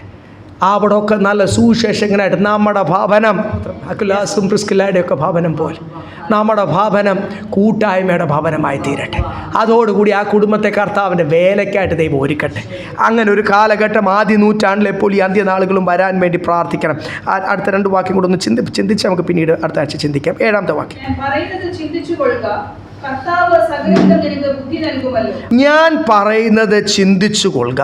കർത്താവ് എന്ത് ചെയ്യും? സകലത്തിനും നിനക്ക് ബുദ്ധി നൽകുമല്ലോ. May the Lord give you understanding in all things. ഞാൻ പറയുന്നത്, കൺസിഡർ വാട്ട് ഐ സേ. ഞാൻ പറയുന്നത് ഒന്ന് ചിന്തിക്കാം. ഈ പറയുന്നതിന് ആഴങ്ങളുണ്ട്. ഇത് ചുമ്മാതെ കേട്ട് ഈ ഞായറാഴ്ച ഒന്ന് കോരിത്തരിച്ചിട്ട് അല്ലെങ്കിൽ ഒന്ന് മൂവ്ഡായിട്ട് പിന്നെ ഇതൊക്കെ മറക്കാനുള്ളതല്ല. ദൈവം നിന്നോട് കണക്ക് ചോദിക്കും. നിന്നെ ഒരു പടയാളിയായിട്ടാണ് അതിൻ്റെ താഴ്മയിലും കർത്താവിന് വേണ്ടി കഷ്ടം സഹിക്കുവാനും പ്രമാണത്തിന് വേണ്ടി നിൽക്കുവാനും വി ആർ അക്കൗണ്ടബിൾ. സ്തോത്രം. അല്ലേ? അതുകൊണ്ട് എവിടെ എഴുതിയേക്ക് ഞാൻ പറയുന്നത് നീ ഒന്ന് മനസ്സിലാക്കുക. സ്തോത്രം. എന്നിട്ട് അത് മനസ്സിലാകുവാനുള്ള ജ്ഞാനവും ശക്തിയൊക്കെ ബുദ്ധിയൊക്കെ കർത്താവ് നിനക്ക് എന്ത് ചെയ്യട്ടെ? തരട്ടെ. May the Lord give you understanding. ഇത് മനസ്സിലാകുവാൻ ഒരു അണ്ടർസ്റ്റാൻഡിങ് വേണം. ഇത് മനസ്സിലാകുവാൻ നിൻ്റെ ഉൾക്കണ്ണുകൾ പ്രകാശിക്കണം. എല്ലാവർക്കും മനസ്സിലാകത്തില്ല. ഇത് മനസ്സിലാകുവാൻ നിനക്കൊരു വിളി വേണം. ഈ വിളി അനുസരിച്ച് ദൈവം നമ്മളെ ഒരുക്കട്ടെ. 8 സന്തതിയായി ജനിച്ചു മരിച്ചിട്ട് ഉയർത്തെഴുന്നേറ്റിരിക്കുന്ന യേശുക്രിസ്തുവിനെ ഓർത്തുകൊള്ളുക, അതാകുന്നു എൻ്റെ സുവിശേഷം. ഈ വിളി ഓർക്കണമെങ്കിൽ പല സെലിബ്രിറ്റി പാസ്റ്റേഴ്സിൻ്റെ കാര്യമൊക്കെ പറഞ്ഞ ആൾക്കാർ അവർ ഇമിറ്റേറ്റ് ചെയ്യുന്ന കാണാം. അവരെ ആരും ഇമിറ്റേറ്റ് ചെയ്യണ്ട. അഡ്രസ്സ് കർത്താവിൻ്റെ പറയുക. യഹൂദാ ഗോത്രത്തിൽ ദാവീദിൻ്റെ സന്തതിയായിട്ട് ദൈവം മനുഷ്യനായിട്ട് ജനിച്ച യേശുക്രിസ്തുവിനെ നീ ഓർത്തുകൊള്ളുക. 3.5 വർഷം അല്ലെ 33.5 വർഷം നമ്മുടെ മധ്യത്തിൽ താമസിച്ച ഒരു മാതൃക നീ ഓർത്തുകൊള്ളുക. നമ്മളോട് ആ സമയത്ത് പറഞ്ഞത് നീ ഓർത്തുകൊള്ളുക. നമ്മളെ സുവിശേഷങ്ങളിൽ കൂടെ പഠിപ്പിച്ചത് നീ ഓർത്തുകൊള്ളുക. ആ യേശുവിൻ്റെ മണവാട്ടിയായിട്ടല്ലേ ഞാനിപ്പം ഒരു മണവാട്ടി, ഒരു ഭാര്യ എന്നല്ലേ നമ്മൾ കാണുന്നത്. ആ ഒരു കമ്പാരിസണാണ്. അപ്പോൾ ഭർത്താവിൻ്റെ ഇഷ്ടങ്ങളനുസരിച്ച് നിൽക്കുന്ന ഒരു ഭാര്യയ്ക്ക് മാത്രമേ കൂടി നിൽക്കുവാൻ കഴിയത്തുള്ളൂ. വചനത്തിൻ്റെ പ്രമാണമാണ് അത്. വിശ്വാസത്തിൻ്റെ കാര്യത്തിനല്ല, ഞാൻ പൊതുവേ പറഞ്ഞൊരു കാര്യം. ഒരേ കാഴ്ചപ്പാട് നിൽക്കുന്നവരാണെങ്കിൽ നമ്മൾ വചനത്തിൽ കാണുന്നത്, അല്ലെങ്കിൽ അതിൻ്റെ പ്രമാണം അങ്ങനെയല്ലേ. അതുകൊണ്ട് യേശുവിൻ്റെ മണവാട്ടിയായിട്ട് നിന്നെ തിരഞ്ഞെടുക്കണമെങ്കിൽ, നീ അങ്ങനെ തുടരണമെങ്കിൽ, യേശുവിൻ്റെ കൂടെ മണിയറയിൽ നിത്യമായിട്ട് വസിക്കണമെങ്കിൽ യേശുവിൻ്റെ ഇഷ്ടങ്ങൾ യേശുവിനെ പ്രസാദിപ്പിച്ചുകൊണ്ട് യേശുവിന് നിന്നോട് പറയുന്ന ആലോചന മനസ്സിലാക്കണം, ചോദിക്കണം. You need to have an understanding with the Lord. ഇല്ലേ? കർത്താവുമായിട്ട് ഒരു ചിന്തകളുടെ ഒരു എക്സ്ചേഞ്ച് വേണം, ആലോചനകളുടെ ഒരു എക്സ്ചേഞ്ച് വേണം. അല്ലാതെ ഈ ജാതികൾ ഞാൻ പലപ്പോഴും പറഞ്ഞിട്ടില്ല, ഈ എടപ്പള്ളി പള്ളിയിലും കലൂർ പള്ളിയിലും അമ്പലത്തിനൊക്കെ മുമ്പിൽ ഇങ്ങനെ തൊഴുത് നിൽക്കുന്ന ആൾക്കാർ അവർ ആവശ്യങ്ങൾ മാത്രം പറഞ്ഞ് മല കയറുന്ന തീർത്ഥാടന കേന്ദ്രത്തിൽ പോകുന്ന നേർച്ച കാഴ്ചകൾ ആ ജാതികളെപ്പോലെ ഒരു ലിസ്റ്റ് എഴുതി വെച്ച് ഉപവാസ പ്രാർത്ഥന എനിക്ക് തരണമേ തരണമേ തരണമേ തരണമേ എന്ന് പറഞ്ഞ ഒരു ബെഗറിൻ്റെ കൂട്ട്, ഒരു യാചകൻ്റെ കൂട്ട് യാചിക്കല്ലേ. യേശുവിന് വിഷമം, വേദന വരുന്ന കാര്യമാണ്. നമുക്കിനി പല മക്കളുണ്ട്. അതിനകത്ത് ചില മക്കൾക്ക് ഭവനത്തിൽ ഒരു വിഷയവും അറിയണ്ട. They don't care. എന്തുവാ വീട്ടിൽ നടക്കുന്ന അവിടുത്തെ വിഷമങ്ങൾ, അവിടുത്തെ ഭാരം, അവിടുത്തെ ഉത്തരവാദിത്വത്തിലൊന്നും കൂടാതെ എനിക്കിങ്ങോട്ട് കാശ് വേണ്ടപ്പോൾ എനിക്കിങ്ങോട്ട് എൻ്റെ കാര്യങ്ങൾ നടക്കണം, നിങ്ങളുടെ കാര്യം നടന്നാലും നടന്നില്ലെങ്കിലും എൻ്റെ കാര്യം നന്നായിട്ട് നടക്കണം എന്ന് ചിന്തിക്കുന്ന ഒരു മകനോ മകളോ നിങ്ങൾക്കുണ്ടെങ്കിൽ, നിങ്ങളുടെ കാര്യം എനിക്കറിയത്തില്ല, നിങ്ങൾ പിന്നെയും ഫുഡ് കൊടുക്കുമായിരിക്കും. ഞാൻ കൊടുക്കത്തില്ല. ദൈവത്തെ സാക്ഷി നിർത്തിയാണ് പറയുന്നത്. എൻ്റെ കുടുംബത്തിനറിയാം. എൻ്റെ വീട്ടിൽ നിന്ന് ഞാൻ എന്ത് ചെയ്യും? അങ്ങനെ ഒരു മകനോ മകളോ ഉണ്ടെങ്കിൽ ഞാൻ പുറത്താക്കും.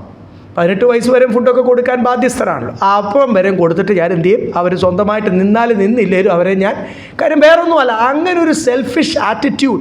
എൻ്റെ കാര്യം നടക്കണം, നിങ്ങളുടെയൊക്കെ കാര്യം നടന്നാലും നടന്നില്ലേലും is not fit to live in that house. അവൻ ആ ഫാമിലിയിൽ ഉണ്ടാകുവാൻ എന്തല്ല, യോഗ്യനല്ല എന്ന് പറയുന്ന പോലെ തന്നെ നമ്മൾ ക്രിസ്തുവിൻ്റെ ശരീരത്തിലെ ഒരു അവയവമാണെങ്കിൽ, if you are an organ in the body of Christ, ക്രിസ്തുവിൻ്റെ ശരീരത്തിലെ ഒരവയവമാണെങ്കിൽ കർത്താവിൻ്റെ ഭാരം നീയോട് അറിയണം. എത്ര പേര് പാപത്തിൽ ജീവിക്കുമ്പോൾ ദൈവമക്കളെ, ഹല്ലേലൂയ. ഇവിടെ നമ്മൾ എഴുതിയിരിക്കുന്ന ഈ ഭാഗം നമ്മൾ വായിച്ചില്ലേ? Yes, may the Lord give you understanding എന്ന് എഴുതിയിരിക്കുന്നത്. എന്നിട്ട് 8 തൊട്ട് നമ്മൾ താഴോട്ട് വായിക്കുമ്പോൾ അവിടെ കർത്താവിന് വേണ്ടി കഷ്ടം സഹിക്കുക, അല്ലേ? അത് അറിയിക്കുന്നതിൽ ഞാൻ ദുഷ്പ്രവൃത്തിക്കാരൻ എന്ന പോലെ ചങ്ങല ധരിച്ച് കഷ്ടം സഹിക്കുന്നു. ദൈവവചനത്തിനോട് ബന്ധനമില്ല. അതുകൊണ്ട് ക്രിസ്തുയേശുവിന്റെ രക്ഷ നിത്യ തേജസ്സോടുകൂടെ വൃദ്ധന്മാർക്ക് കിട്ടേണ്ടതിനെ അവർക്കായി സകലവും സഹിക്കുന്നു. എല്ലാം ഞാൻ സഹിക്കുന്നത് എന്തിനാ? ക്രിസ്തുവിന് വേണ്ടിയാ. നമ്മളായിട്ട് ചില പ്രശ്നം ഉണ്ടാക്കിയിട്ട് സഹിക്കുന്ന കഷ്ടത സഹിക്കാനല്ല കർത്താവ് പറഞ്ഞിരിക്കുന്നത്. നമ്മുടെ കയ്യിലിരിപ്പുണ്ടാ. പക്ഷെ ക്രിസ്തുവിന് വേണ്ടി നീ എന്ത് ചെയ്യണം? കഷ്ടം സഹിക്കുക. കർത്താവിന് വേണ്ടി നിൽക്കുമ്പോൾ, പ്രമാണത്തിന് വേണ്ടി നിൽക്കുമ്പോൾ ദൈവമക്കളെ, ഇനിയൊരു ആദ്യ നൂറ്റാണ്ടിലെ പോലൊരു അനുഭവമൊക്കെ ഉണ്ടാവും. ഈ വിശ്വാസികളുടെ മധ്യത്തിൽ നിന്ന് തന്നെ ഒരു വേർതിരിവൊക്കെ ഉണ്ടാവും. നമ്മൾ നോക്കുമ്പോൾ ഒരു വലിയ കൂട്ടം ഹൈവേ അനുസരിച്ച് പോവുക. അവർക്ക് ഈ ലോകം മതി, നന്മ മതി, സ്ഥിതി മാറുക എന്നൊക്കെ അവർ ഉദ്ദേശിക്കുന്നത് എന്തുവാ? പണ്ടൊന്നും ഇല്ലായിരുന്നു, ഇപ്പം കുറേയൊക്കെ ജാതികളെ പോലെ ഉണ്ട്. സാത്താനാണ് റെഡിയാണ്. യേശുവിനോട് വരെ പറഞ്ഞു, എന്നെ ഒന്ന് വണങ്ങിയാൽ മതി, ഈ കാണുന്ന മഹത്വം ഒക്കെ ഞാൻ നിനക്ക് എന്ത് ചെയ്യാം, ഈ പണമെല്ലാം മഹത്വവും മഹിമയും എല്ലാം തരാം. സാത്താനോട് എന്തോ യേശു പറഞ്ഞത്? വിശ്വാസം. ഇപ്പം കുറച്ച് നാളത്തേക്ക് ആദാമും ഹവ്വയും പാപം ചെയ്തപ്പോൾ നിൻ്റെ കയ്യിൽ ഇതുണ്ടെന്ന് വിചാരിച്ച്, നിൻ്റെ കയ്യിൽ നിന്ന് ഞാനിത് വാങ്ങിച്ചില്ല എന്ന് വെച്ച് നീ എൻ്റെ അടുത്ത് വന്നു. അപ്പോൾ ഇതുപോലെ തന്നെയാണ് യേശുവിൻ്റെ മക്കളുടെ അടുത്തും സാത്താൻ വരും. നീ ഒന്ന് കണ്ണടച്ചാൽ, ഒന്ന് കോംപ്രമൈസ് ചെയ്ത മറ്റുള്ളവരെ പോലൊക്കെ ഞാൻ നിന്നെ ആക്കിത്തരാം, നിന്നെ മാനിക്കും. സ്തോത്രം. അങ്ങനെ ഒത്തിരി മാനം കിട്ടിയതാണ് ലോത്തിന്. ലോകത്തിൻ്റെ കുടുംബം എന്ത് ചെയ്യുക, തലമുറ എന്ത് ചെയ്യുന്ന ബൈബിൾ ശരിക്കെടുത്ത് ആ ഭാഗം ഒന്ന് വായിച്ചാൽ മതി. അതുപോലെ ഒന്നും ആയി തീരല്ലേ. സ്തോത്രം. ഇവിടെ എഴുതിയേക്കുന്നത് കർത്താവിന് വേണ്ടി കഷ്ടം സഹിക്കുക. ഞാൻ ചങ്ങല ധരിച്ച് കഷ്ടം സഹിക്കുന്നു. കൈസറിൻ്റെ ജയിലിലാണ് ഇപ്പം കിടക്കുന്നത്, അല്ലെ റോമൻ ജയിലിലാണ് കിടക്കുന്നത്. എൻ്റെ കയ്യിലും കാലിലും ചങ്ങലയാണ്.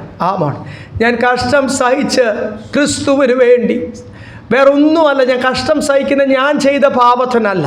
Not because of my crime, not because I am a criminal. അല്ലല്ല, യേശു കഷ്ടം സഹിച്ചതും ക്രൂശ് എടുത്തതും യേശു ചെയ്ത പാപത്തിനല്ല, ലോകത്തിൻ്റെ പാപത്തിന്, പിതാവിൻ്റെ ഇഷ്ടമായതുകൊണ്ട്. ആ വഴിയാണ്, അതാണ് നമ്മുടെ റോൾ മോഡൽ. ആ വഴിയല്ലാതെ വേറെ ഒരു വഴിയില്ല സ്വർഗത്തിൽ പോകുവാൻ. അതുകൊണ്ട് ഹല്ലേലൂയ, ക്രിസ്തുവിൻ്റെ വഴിയെ പോകുന്നവരെ നീ ഓർപ്പിക്കണം. തിമോത്തിയോസേ, പൗലോസ് പറയുവാ, ഞാൻ പോകുക, എൻ്റെ ശുശ്രൂഷയുടെ സമയം കഴിഞ്ഞു. അതുകൊണ്ട് സ്തോത്രം, നീ ഇത് മറ്റുള്ളവരെ പഠിപ്പിക്കണം, വിശ്വസ്തരെ ഭരമേൽപ്പിക്കണം.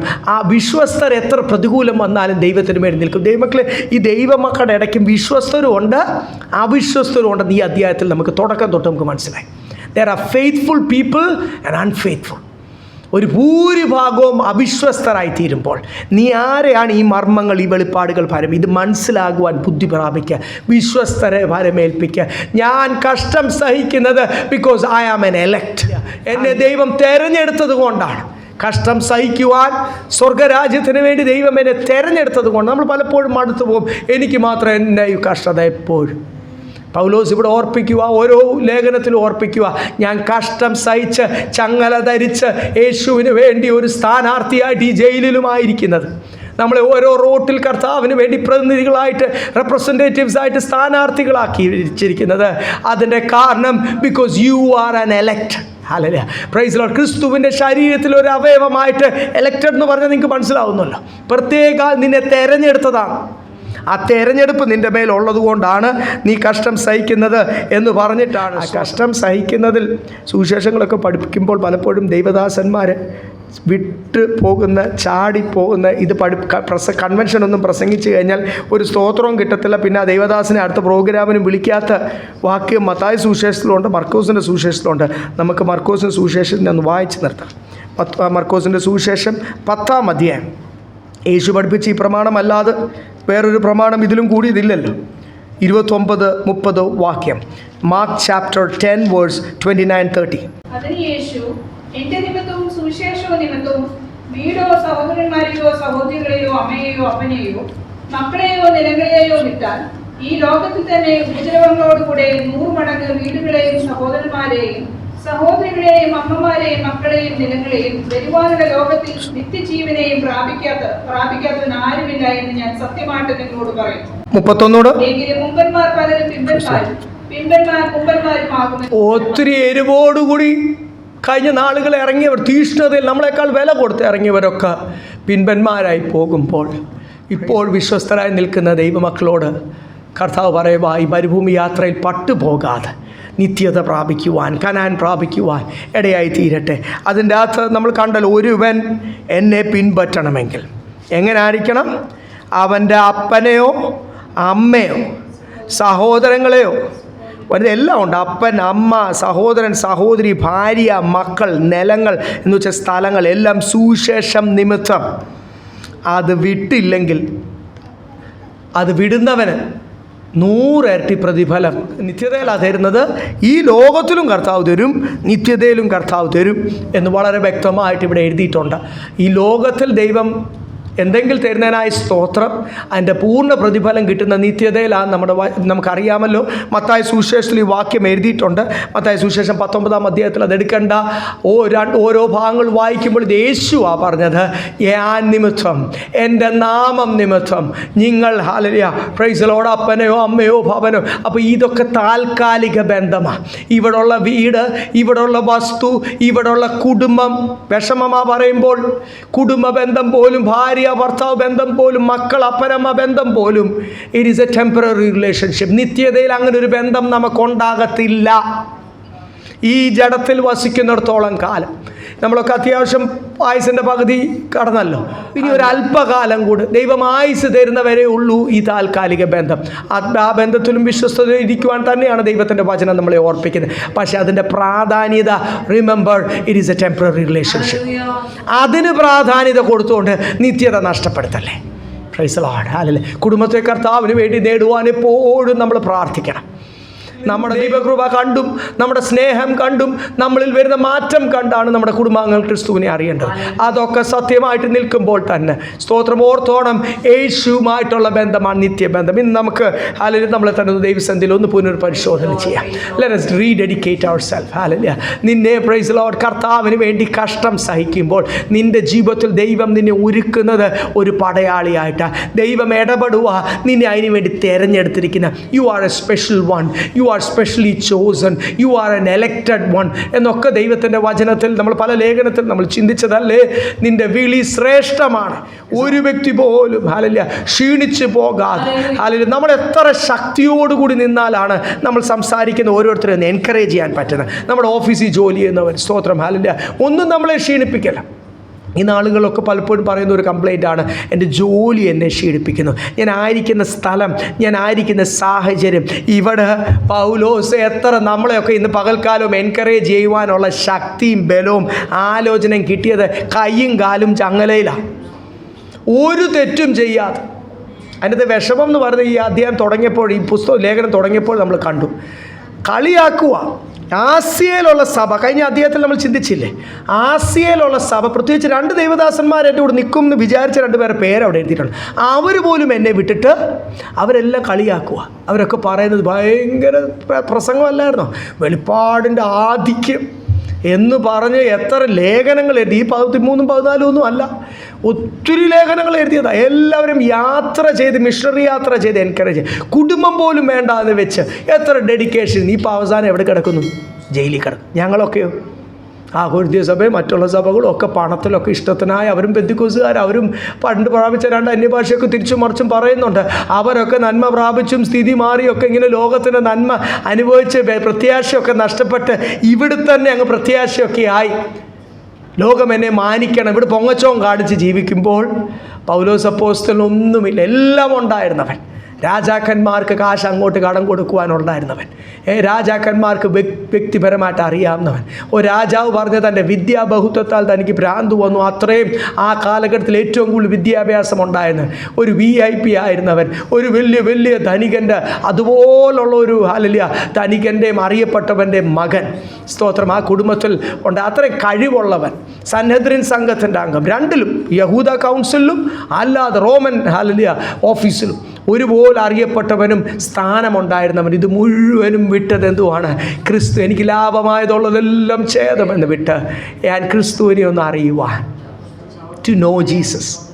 എല്ലാം ഗാർബേജായിട്ട്, ചവറായിട്ട്, കച്ചടയായിട്ട് എണ്ണിയത് യേശുവിനെ ഒന്ന് അറിയുവാൻ ഇന്ന് ഹല്ലേലൂയ ഈ വചനം പ്രസംഗിക്കുന്ന, അല്ലെങ്കിൽ പരിശുദ്ധാത്മാവിൽ പ്രസംഗിക്കുകയും പഠിപ്പിക്കുകയും ചെയ്യുന്ന ദൈവദാസന്മാരുണ്ടാകട്ടെ. ഒരു വ്യക്തിയെ ക്രിസ്തുവിനോടും സ്വർഗത്തോടും അടുപ്പിക്കുന്ന നല്ല പ്രവാചകന്മാരുണ്ടാകട്ടെ. സഭയാണ് കാശും കൊടുത്ത് അവർക്ക് ഇഷ്ടമുള്ളത് പ്രസംഗിപ്പിക്കുന്നത്, അല്ലെ പ്രവചനം. കുടുംബങ്ങളാണ് അവർക്ക് എന്തുവാ വേണ്ടത് നേരത്തെ അവരെ കൊണ്ട് പറഞ്ഞ് അങ്ങനെ പ്രവചിപ്പിക്കുന്നത്. ഹല്ലേലൂയ. ആ പ്രവണത എല്ലാം മാറട്ടെ. വലിയ ന്യായവിധി ഉണ്ടാകാൻ പോകുന്ന വിഷയമാണ്. ഹല്ലേലൂയ. പരിശുദ്ധാത്മാവ് വിട്ടുപോകുന്ന വിഷയമാണ്. പെന്തിക്കോസ്ത് സഭകൾ, അല്ലെങ്കിൽ ഈ ഒരു പ്രൈസ് ദി ലോർഡ് ഹല്ലേലൂയ ആത്മീയ കൂട്ടം മുഴുവനും പണത്തിൻ്റെ പുറയും ലോകത്തിൻ്റെ പുറകെ പോകുമ്പോൾ നമുക്ക് അതിൻ്റെ അകത്തുനിന്ന് വ്യത്യസ്തരായി നിൽക്കാം. അപ്പോസ്തലൻ പറയുന്ന പോലെ, ഞാൻ ക്രിസ്തുവിനെ അനുകരിക്കുന്ന പോലെ നിങ്ങൾ എന്നെ ഇമിറ്റേറ്റ് മീ. ഓരോ ഹല്ലേലൂയ ദേശത്തും ഒരു സൈൻ ബോർഡായിട്ട് നിൽക്കുവാൻ ദൈവം നമ്മളെ യോഗ്യരാക്കട്ടെ. ഇങ്ങനെ പറയുന്ന എന്നോടും നിങ്ങളോടുമാണ് കൂടുതൽ പോരാട്ടം. ഏറ്റവും കൂടുതൽ കൃപയിൽ നിന്ന് വീഴ്ത്തുവാൻ നമ്മളോടാണ് പോരാട്ടം, നമ്മളെയാണ് ശ്രമിക്കുന്നത്. അവിടെ എല്ലാ ദിവസവും പകൽ എഴുന്നേൽക്കുമ്പോൾ കർത്താവേ കൃപയിൽ നിൽക്കുവാൻ എനിക്ക് ബലം ദൈവം തരണമേ. കർത്താവിൻ്റെ മേശ നമ്മുടെ മുമ്പിലുണ്ടല്ലോ, കർത്താവിൻ്റെ മേശയ്ക്കായിട്ട് നമ്മളെ ഒരുക്കുവാണല്ലോ. സ്തോത്രം. വിശുദ്ധിയോട് പ്രാഗൽഭ്യത്തോട് എടുക്കുവാൻ നമ്മളെല്ലാവരും ദൈവം സഹായിക്കും.